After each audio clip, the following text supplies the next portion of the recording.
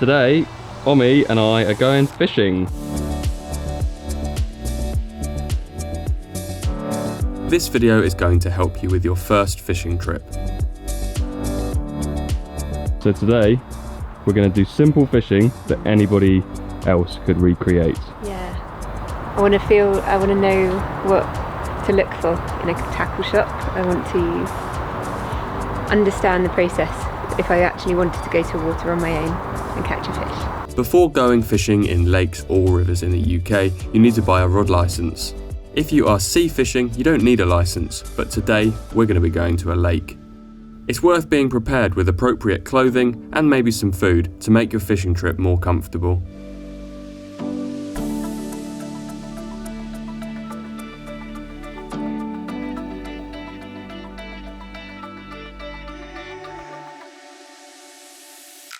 First stop is going to be the tackle shop because we need a few bits and pieces before we can go fishing.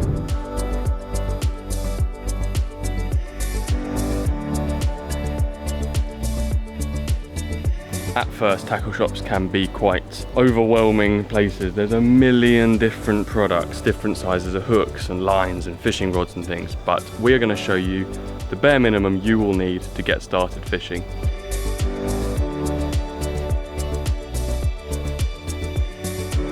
Whilst in the tackle shop, Omi spotted our book for sale. I think she's quite proud of it. More on that later. Bait for today would be half a pint of mixed maggots. Ask the person behind the counter in the fishing shop and they'll be able to fill a tub for you. You can also fish with sweet corn, Yeah, or bread or pellets if you don't want to touch maggots. I've got over my fear. Good, well done. If in doubt or you're confused about what equipment you need, check out the description of this video for a simple shopping list to show the person in the tackle shop. What have we got then? Okay, so we have 3-meter whip. Yep. With a ready tied rig, so it's 16 hook on that, Barbless. barbless, with a float already on it, and a pan net with a handle. Mm-hmm. Disgorger. Thankfully, I actually had a few things before we went Yeah, in. that's not bought here. Carl already had the Disgorger. It's a slightly bigger one. That's one that you'll use. That's what you'll use to unhook a fish if it swallows the hook too much. Yeah, if I can't get it out. We did buy some plummets. That's to check the depth. Check the depth. And half a pint of maggots, mixed maggots. Yep, that means that we've got different colours. Yeah. Except they're not. What do you mean? They're one colour. No, there's multiple colours in Are there. there? I guarantee you. There are.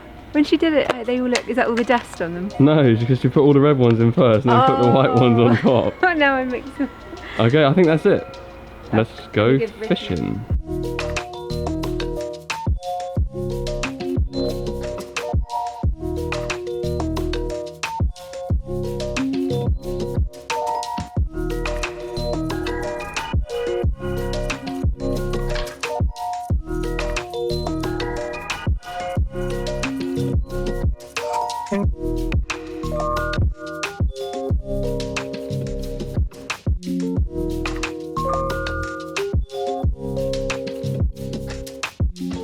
Why have we chosen this spot then?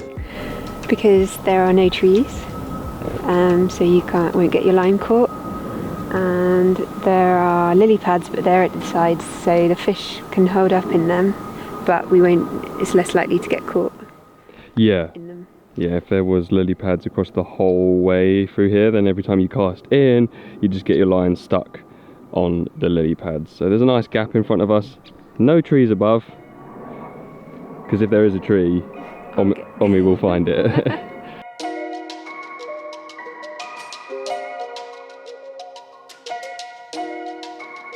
The reason we've chosen this spot is because it's a decent distance away from the other fishermen who are also on this lake. It tends to be respectful to not go and set up directly next to another fisherman. Of course, some other anglers, they'll be more than happy to have you fish next to them. They'll give you free bait and they'll help out. Other fishermen, they're there to relax. They don't want anyone to talk to them. And yeah, just out of like kindness, it's best to normally set up where you've got a little bit of space, if there is space on the lake to do so.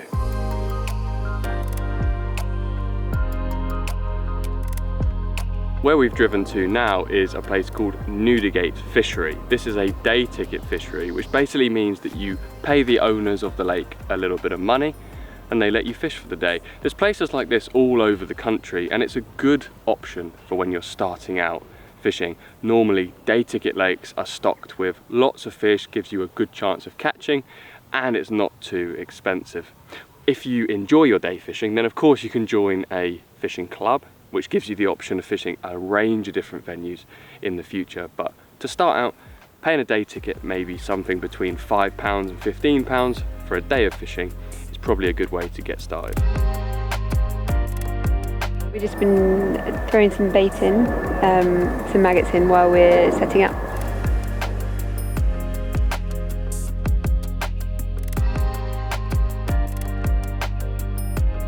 Extend your whip gently and then take the ready tied rig and loop the line over the connector before securing it in place.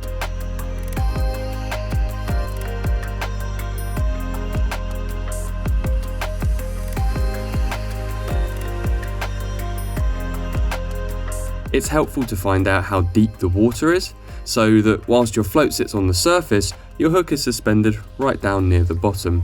The way to do this is with a plummet. Once you've attached your plummet, you can swing the rig out into the water, and if the float goes under, you should make the rig a little deeper by pulling the float upwards. If the float is up on the surface, you can actually make the rig a bit shallower by pulling the float down towards the hook. A good depth to start at is the same depth as the water in front of you, unless of course you can see fish swimming around near the surface.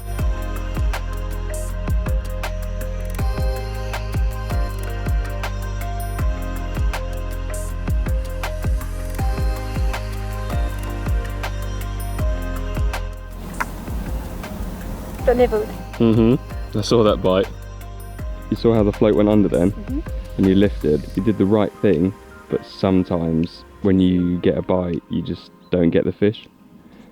Yeah. Sometimes you strike too soon. Sometimes you strike too late. Yeah. But sometimes it's just bad luck, and you just got to try again. It's good that they're here. Yeah, we got a bite. It's a good sign. If you've been fishing in a spot for maybe an hour and you've had no bites, then it's probably worth walking around the lake looking for fish somewhere else, because you might be in the wrong spot.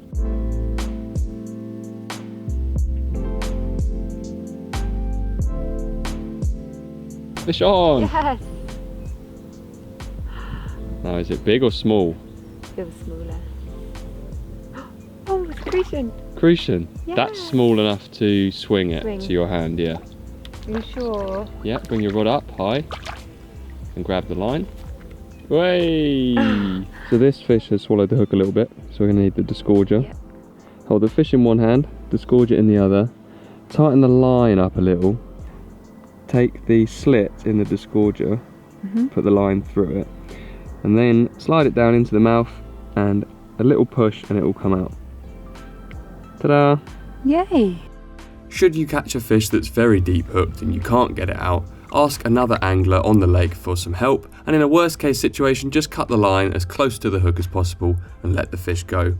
Barbless hooks will fall out quite easily over time. Now, feeding is really important when coarse fishing. Omi has cast out with a maggot on the hook, and if we weren't to feed anything, we'd probably be waiting a very long time for a bite. Just taking a small pinch of the maggots, maybe 4 or 5 of them, and scattering them tightly around the float draws more fish into the area. I wouldn't advise doing a big handful, because that's all just going to go to the bottom. It's going to sit there and probably reduce your chances of catching. Just little and often, oh, I mean, you're in. Oh, it came off. That's happened a lot. Dang, we have lost a few fish today. That's part and parcel of fishing, really. When you're using a barbless hook and float fishing like this, you won't land every fish. But as I was saying, feeding just a few maggots at a time, as accurately around the float as possible, will get you more bites. You get another Straight bite. away, yeah. All about my feeding, that's what it is. It's nothing to do with your great casting, it's just the of course. accuracy of this trickle of loose feed.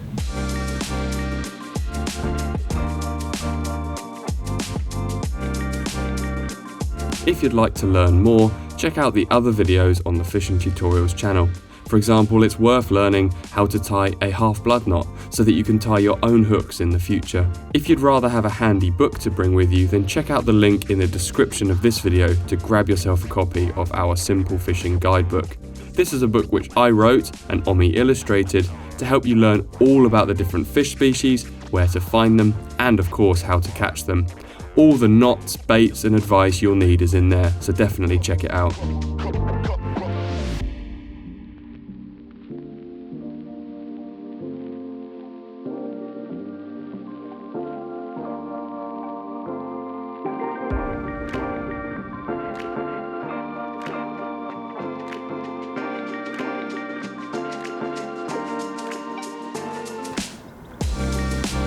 Oh my god, you've got it. You've got it, Om. So keep the rod bent and get the net ready to scoop it up. The tench. It's a tench. You got it? Yeah. Wow. Yeah. Well, that was a cracking bit of angling. You saw it move? Yeah, I saw its tail splash out right in front of us. We had a fun couple of hours fishing and Omi seemed happy to catch a tench. To learn more, check out the videos on screen now.